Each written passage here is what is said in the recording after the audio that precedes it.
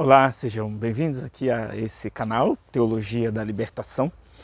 O projeto visa oferecer ao público em geral uma gama de conteúdos sobre uma tradição teológica, no caso, a Teologia da Libertação.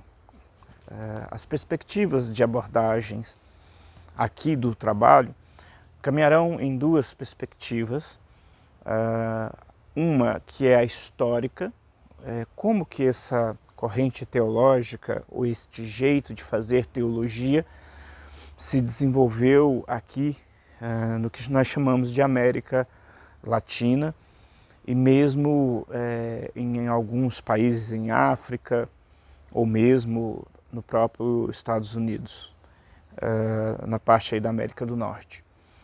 E também a presença desta tradição teológica em algumas universidades europeias, sobretudo depois de que aqui essa perspectiva aqui na América Latina se desenvolveu historicamente. Então, as edições, as emissões que faremos, irá se dedicar numa perspectiva de falar um pouco dessa questão histórica. Por exemplo, quem foram aí os fundadores, considerados fundadores, né, de onde são, inicialmente um teólogo do Peru, depois como que isso se fez presente na Argentina, aqui no Brasil, e como que isso foi se espalhando para o resto da América Latina.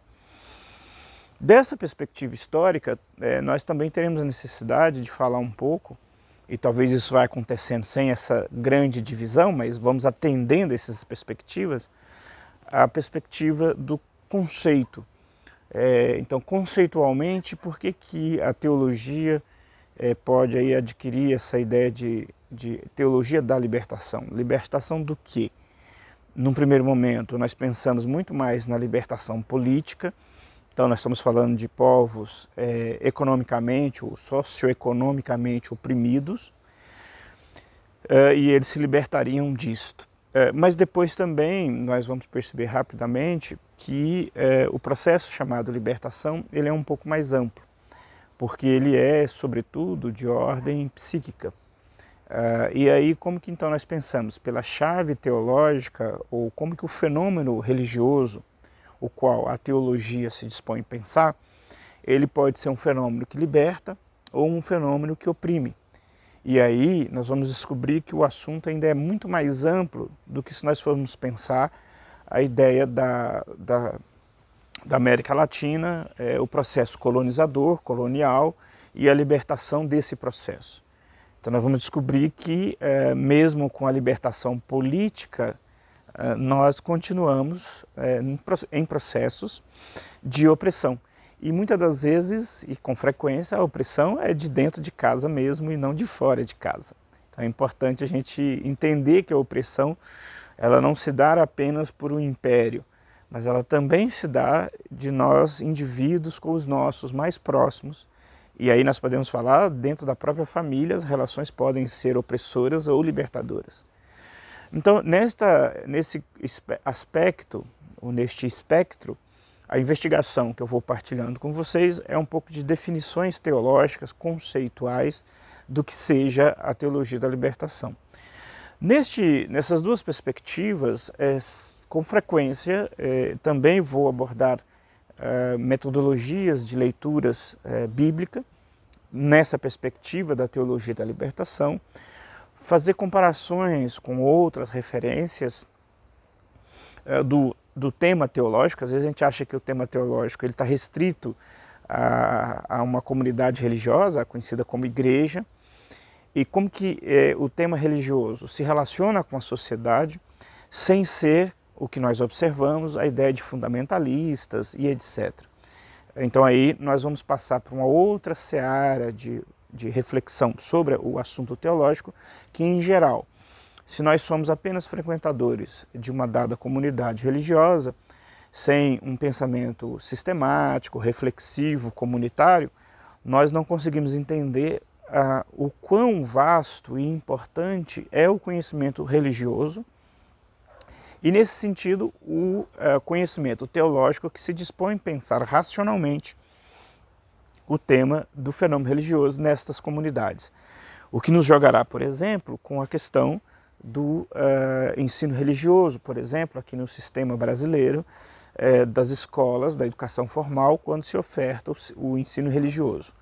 O ensino religioso, no caso brasileiro, não é catequético, ou seja, você não tem a pretensão de ensinar uma dada tradição para que o indivíduo seja um converso ou que já aprenda bem novinho a sua experiência de fé, não é esta a proposta, mas nós vamos entender como que esse documento que baliza e que orienta o ensino religioso na atualidade, como que ele tem marcas desta reflexão crítico-teológica e que é uma característica da teologia da libertação. Na verdade, este é o ponto final. A modelagem do ensino religioso no Brasil é pautado por uma perspectiva de teologia da libertação. Pois bem, dentro da tradição teológica propriamente, e aqui eu já encaminho para o encerramento dessa apresentação do canal, a teologia da libertação contemporânea, além de fazer essa perspectiva histórica, além de ter um método específico de animar a comunidade, nós temos uma perspectiva atualmente muito forte dentro da teologia da libertação, que associa a reflexão do sagrado ao processo que nós chamamos de ecologia. Inicialmente, ecologia não é só esse verde que está aqui atrás, ecologia é o que é comum a todos nós, portanto, podemos falar de ecologia no ambiente de trabalho, numa grande metrópole, não precisa ser diferente, né? Os sistemas ecológicos não só são apenas as florestas e os animais que vivem na floresta, mas é um tema bem mais amplo. E em torno dessa ideia de ecologia, nós vamos falar de vínculos, de qualidade de vínculos, de tipos de vínculos, de impacto do viver nos sistemas ecológicos, portanto, na família, com os colegas de trabalho e também com a ideia do planeta. Dentro dessa tradição, atualmente, a teologia da libertação vem se destacando bastante. Falar em teologia da libertação hoje, já posso adiantar que nessa perspectiva histórica, é falar do cuidado da casa comum, como diria o famoso teólogo da libertação, Leonardo Boff. Pensar a experimentação, a experiência cristã hoje, passa necessariamente por uma relação diferente com o meio onde nós estamos.